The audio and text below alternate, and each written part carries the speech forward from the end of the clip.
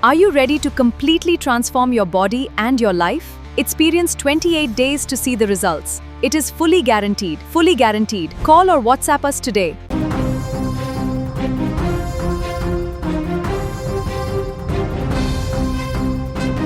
తూర్పుగోదావరి జిల్లా రాజనగరంలో తీవ్ర ఉద్రిక్తత నెలకొంది. రాజనగరం పోలీస్ స్టేషన్ ఆవరణలో వైసీపీ యువజన విభాగం రాష్ట్ర అధ్యక్షుడు మాజీ ఎమ్మెల్యే జక్కంపూడి రాజా అర్ధరాత్రి నుంచి భారీ ఆందోళనకు దిగారు.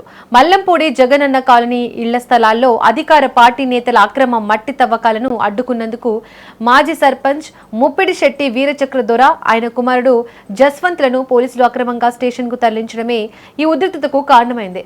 రాత్రి 1 గంట సమయంలోనే పోలీస్ స్టేషన్ కు చేరుకున్న మాజీ ఎమ్మెల్యే జక్కంపూడి రాజా పోలీసుల తీరుపై తీవ్ర ఆగ్రహం వ్యక్తం చేశారు. అక్రమంగా మట్టి తవ్వకాలు జరుపుతున్న అధికార పార్టీ నేతలను వదిలేసి వారిని అడ్డుకున్న మాజీ సర్పంచ్ ఆయన కుమారుడిని ఏ ప్రాతిపదికన అరెస్ట్ చేశారంటూ పోలీసులను నిలదీశారు. బాధితులను వెంటనే విడుదల చేయాలంటూ రాత్రంతా స్టేషన్ ఆవరణలోనే బైఠాయించి నిరసన తెలిపారు. ఇక ఈ విషయం తెలుసుకున్న వైసీపీ నేతలు కార్యకర్తలు భారీ సంఖ్యలో రాజనగరం పోలీస్ స్టేషన్ కు చేరుకోవడంతో స్థానికంగా తీవ్ర ఉద్రిక్తత పరిస్థితులు నెలకొన్నాయి. ఇదే అంశానికి సంబంధించి మా ప్రతినిధి శివప్రసాద్ మోర్ ఇన్ఫర్మేషన్ అందిస్తారు.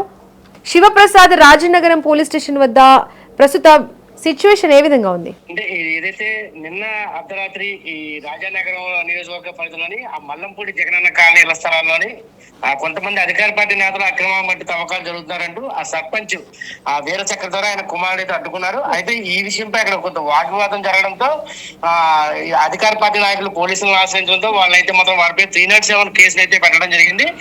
ఈ విషయం తెలుసుకున్న ఏదైతే మన వైకాపా యువజన విభాగం రాష్ట్ర అధ్యక్షుడు మాజీ ఎమ్మెల్యే జక్కంపూడి రాజా ప్రాంతానికి చేరుకున్నారు.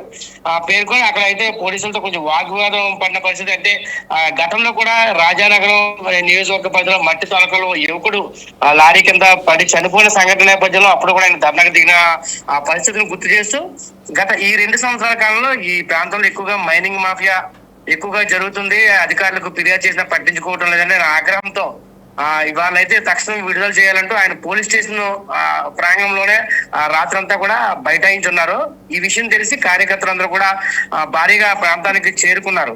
అయితే ఏదైతే వీళ్ళని అరెస్ట్ చేశారో, వాళ్ళని అన్యాయంగా అరెస్ట్ చేశారో వాళ్ళని విడుదల చేయాలని తమ వారిపై దాడికి దిగిన అధికార పార్టీ నాయకులను అరెస్ట్ చేయాలంటూ కూడా ఒక ఫిర్యాదు అయితే ఇచ్చారు. ఆ ఫిర్యాదు కాగితం రసీదు ఇచ్చే వరకు కూడా తాము పోలీస్ స్టేషన్ నుంచి వెళ్ళబోమని ఆయన చెప్పడంతో పోలీస్ అధికారులు ఎట్టకేలకు చివరికి ఈ రోజు ఉదయం ఆ రసీదు ఇచ్చి అయితే మాత్రం కేసు తీసుకున్నామని చెప్పి రసీదు ఇచ్చారు. అక్కడతో ఆ ప్రాంతాన్ని వదిలి పాలసీ అధికారులు వైసీపీ అధికారులు అయితే మాత్రం వైసీపీ నాయకులు ఆ ప్రాంతాన్ని విడిచి వెళ్ళిపోవడం జరిగింది.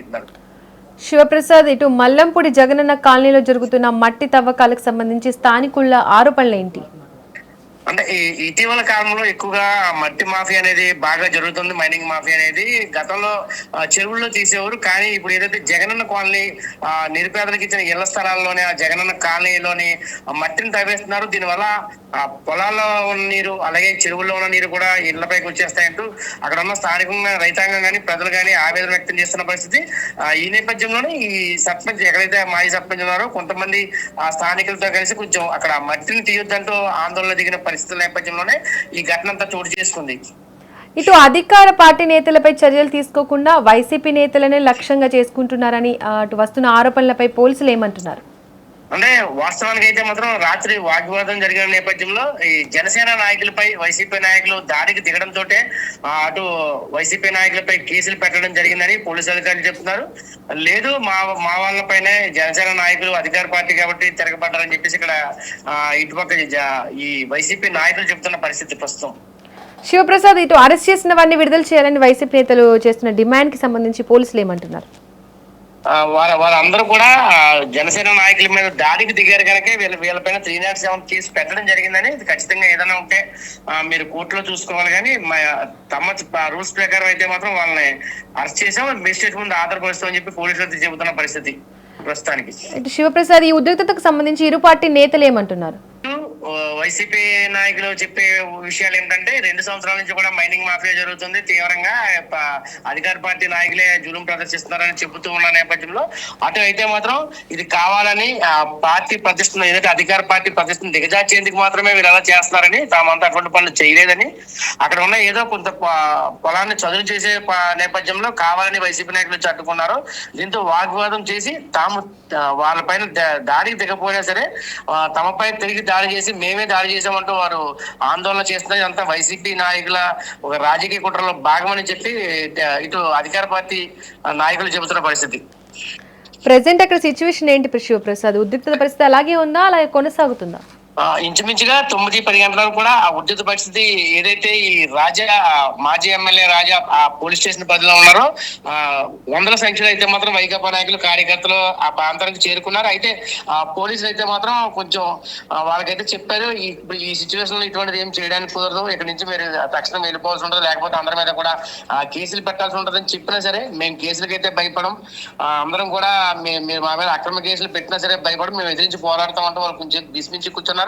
ఈ నేపథ్యంలో కొద్దిగా పోలీసు అధికారులు వాళ్ళతో చర్చలు జరిపి తర్వాత అనంతరం ఏదైతే తాము కూడా ఒక కేసు పెడుతున్నాం వారి మీద, దాన్ని తీసుకుని రసీదు ఇవ్వని చెప్పిన తర్వాత అలాగే అంగీకరించిన తర్వాత ఆ కేసును తీసుకుని ఆ రసీదు ఏదైతే ఎఫ్ఐఆర్ నమోదు చేసినట్టుగా ఒక కేసు తీసుకున్నట్టుగా ఒక రసీదు అయితే మాత్రం పోలీసు అధికారులు ఇచ్చారు.